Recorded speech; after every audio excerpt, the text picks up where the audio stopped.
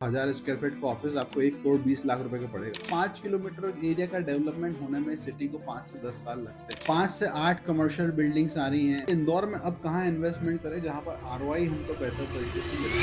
Hi, this is Akhil from the office on rand.com। आज हम बात करेंगे इंदौर के कमर्शियल स्पेस।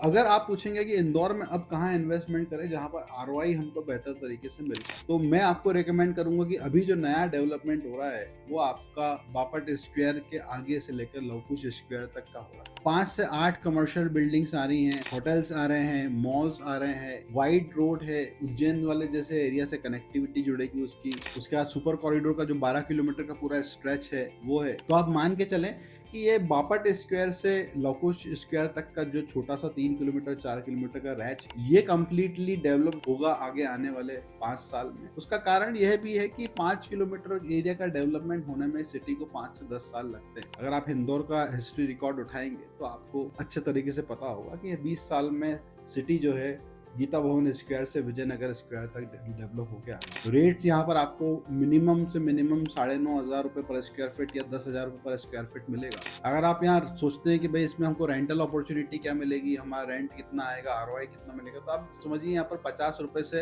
पर स्क्वायर फीट से 60-70 रुपए पर स्क्वायर फीट के बीच में ऑफिस स्पेस रेंटल पे चले जाए। हिडन कॉस्ट, जब आप रजिस्ट्री कराने जाएंगे आपको सिंकिंग फंड देना पड़ेगा which is the greater maintenance cost. आपको जनरल मेंटेनेंस देना पड़ेगा, आपको पार्किंग का पैसा देना पड़ेगा। तो ये सारे चीज़ें, इलेक्ट्रिसिटी कनेक्शन का पैसा देना पड़ेगा।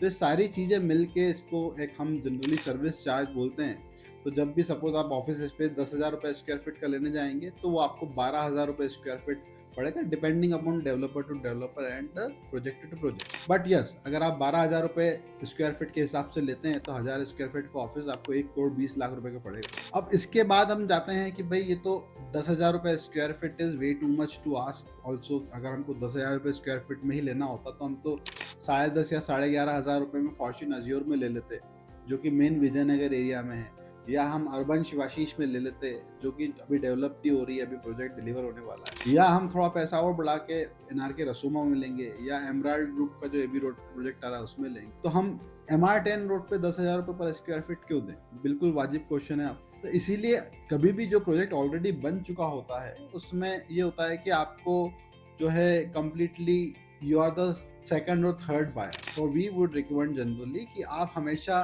जो अपकमिंग प्रोजेक्ट्स हैं उसमें इन्वेस्टमेंट की। जैसे सपोज आज MR10 रोड पे आपको C21 पैराडाइज का एक अपकमिंग प्रोजेक्ट है, वहां पर रेट्स स्टार्ट हुए थे 8,000 रुपये पर स्क्वायर फीट से और आज 11,000 रुपये पर स्क्वायर फीट। सेकंड इसके बाद आएगा एनआरके का फ्यूचर एक्स। तो एनआरके फ्यूचर एक्स में भी आप जाएंगे तो 8-8,500 रुपये पर स्क्वायर फीट के हिसाब से रेट चल रहा है। उसके बाद थर्ड प्रोजेक्ट आपका जो आएगा वो आएगा एनआरसी बिजनेस पार्क, जो ऑलरेडी डेवलप्ड हो चुका है, ऑलरेडी इसमें 2026 में इसकी डिलीवरी है।